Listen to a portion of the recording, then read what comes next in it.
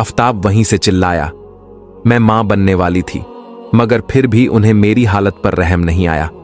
वहीं छत पर एक कोने में पड़ा लकड़ी का डंडा उठाकर उसने मुझे मारना शुरू कर दिया। मेरे सर, कंधों और पीठ पर वह डंडे मार मार कर मुझे नीला नीली कर चुका था।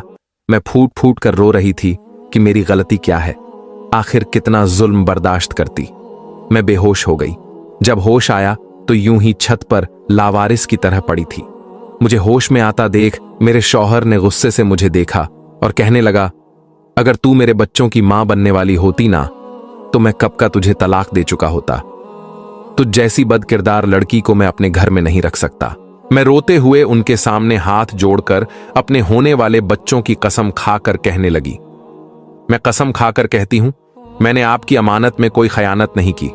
मेरी तबीयत खराब होने के बाद भी आपकी अम्मा ने मुझे छत पर जाकर कपड़े सुखाने को कहा था। मेरी खराब तबीयत देखकर आखिरकार आफ्ताब को कुछ रहम आ ही गया। वह मुझे छत से नीचे लेकर आया और अपनी मां से भी उखड़ा उखड़ा करने लगा।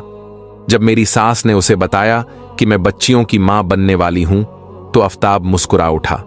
अब उन्हें भी अपनी बेटियों से मोहब्बत होने लगी थी।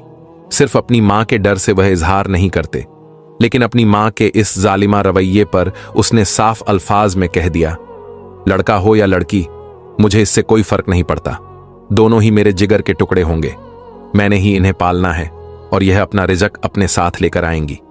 जिसने मुझे बेटियां दी हैं, वही बेटा भी देगा। अपने शौहर को यूं बदलते देख मेरे दिल में कुछ सुकून सा उतर आया। ऐसे ही वक्त गुजरता गया और फिर मैंने 2 बच्चियों को जन्म दिया। एक तो सेहतमंद थी, मगर दूसरी काफी कमजोर थी। मेरी सास ने ना तो कभी मेरी बच्चियों को उठाया और ना ही उन्हें करीब से देखना गवारा किया। उल्टा जिस रोज मैं अस्पताल से अपनी दोनों बच्चियों को लेकर घर पहुंची, मेरी सास आंगन के बीचों बीच सर बांधे ऐसे खड़ी थी जैसे बेटियां नहीं, घर में कोई जनाजा दाखिल हो रहा हो। शौहर के सामने तो मेरी सास का रवैया फिर भी थोड़ा बेहतर हो जाता था, लेकिन शौहर के जाते ही वह झोलियां उठाकर मुझे और मेरी बच्चियों को बद्दुआ देती रहती। वह यही कहती, तुम तीनों डायन हो, तुम तीनों ने मेरे बेटे को